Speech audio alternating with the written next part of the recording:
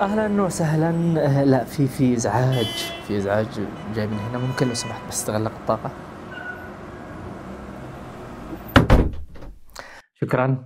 نعم، القيادة المتهورة مسألة تزعل، وحتى بعد مرور وقت طويل على ذهاب السائقات والسائقين المتهورين نواصل احنا توجيه الإهانات وبدون ما نفكر. تخلينا المشاعر نسوي أفعال ونقول كلمات تستفز الآخرين. هكذا بتحصل الأمور في بعض الأحيان، وتخرج أقوالنا وأفعالنا عن نطاق السيطرة، خاصة لما يحصل نزاع. زملائي وزميلاتي محققي ومحققات التعايش، اليوم بنتعرف على طريقة للتواصل تسمح لنا بالخروج من دائرة الفعل وردة الفعل العاطفي، وتسمى هذه الطريقة بالتواصل غير العنيف. يتكون التواصل غير العنيف من 4 خطوات، وتسمى الخطوة الأولى بالملاحظة. لما نطرح بوضوح الأشياء اللي نلاحظها، مهم جدا أنه تتميز ملاحظاتنا بالدقة، وأنه ما يكون فيها لا تقييم ولا حكم. ذكر الحقائق ما بيثير ردود فعل عاطفية زي ما يكون مع تفسيرات وتأويلات الناس لهذه الحقائق. أنا مش طفلة، أنا قادرة أهتم بنفسي وبكل اللي في البيت وأنظف وأطبخ. بس الواضح أن خلال ال6 أسابيع الماضية أرى أنا حول مستقبلي أصبحت مختلفة. أنتجتيني أتزوج ابن عمي علشان الظروف الأسرية، وأنا شاركت في دراستي.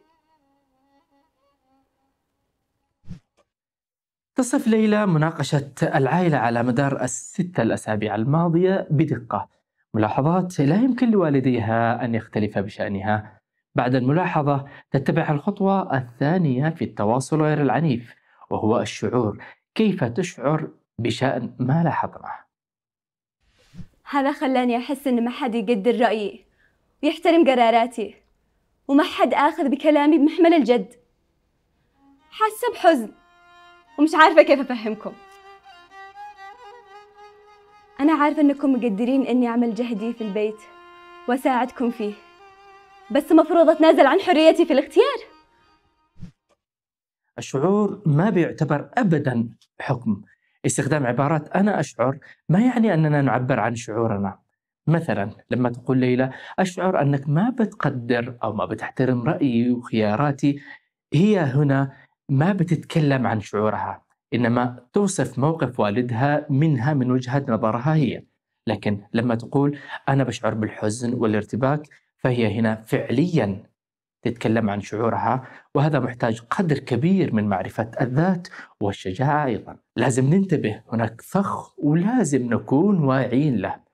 لما نعبر عن الشعور يمكن تصير الأمور مش مفهومة. مثلا سوء الفهم شعور، طيب، والتجاهل لا، هذه مش مشاعر. أشعر أنه قد أسيء فهمي هي مجرد طريقة أخرى لقول أعتقد أنك ما بتفهمني.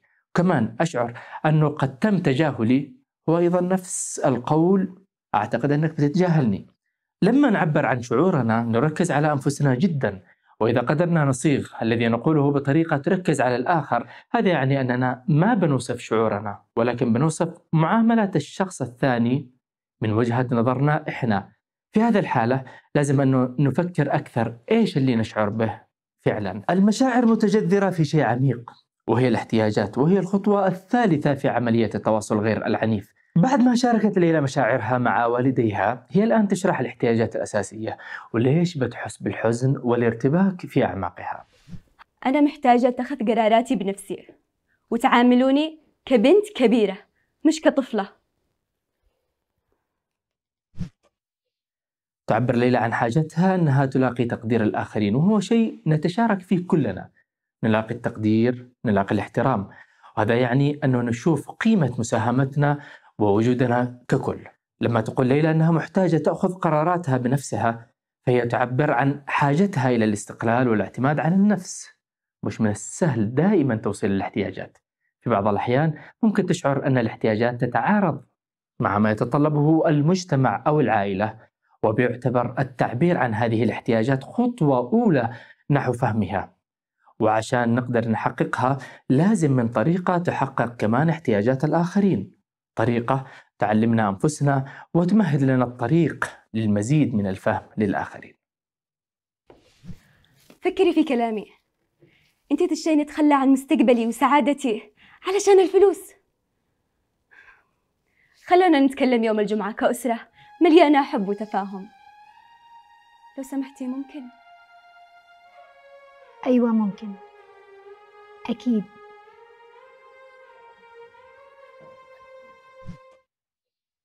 أخيرا توصل ليلى إلى الطلب، وهي الخطوة الأخيرة في عمليات التواصل غير العنيف، وهي فكرة دقيقة ومحدودة زمنيا وقابلة أيضا للتحقق. بتطلب ليلى من العائلة التفكير في كلماتها والالتقاء يوم الجمعة عشان يتكلموا مرة ثانية عن الموضوع، وتأمل أنه يكون أهلها قد اقتنعوا أو غيروا من مواقفهم.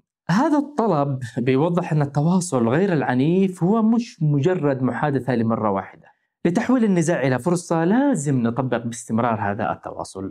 في مثالنا ليلى هي الوحيدة اللي بتطبق التواصل غير العنيف، لكن من الناحية المثلى بتستخدم جميع الأطراف المعنية بالمحادثات العملية هذا الأمر عشان يتم التعرف والتعامل مع مشاعر واحتياجات الجميع. ويتطلب هذا التواصل الصدق والتعاطف مع أنفسنا أولا ثم مع الآخرين. أنا عارف أن الوضع مختلف تماما عن الطريقة اللي نتكلم بها مع بعضنا البعض في العادة، عشان كذا يمكن يبان الأمر مربك ومحير في البداية، بس ما في داعي للقلق زملائي وزميلاتي المحققين والمحققات. التدريب ثم التدريب ثم التدريب، وبيجي التواصل غير العنيف فجأة وبشكل طبيعي. عشان كذا لازم نكلم أصحابنا وصحباتنا وأفراد العائلة عن التواصل غير العنيف، ندعو الجميع يتدربوا عليه. ليش؟ لأنه كلما جربناه في ظروف خالية من النزاع بيكون من السهل نطبقه لما نحتاجه كلنا في حالة حدوث أي نزاع. يلا ألف سلام للجميع، وخلونا نتذكر دائما المراقبة، التفكير، التحليل. هكذا نكون محققات ومحققي التعايش.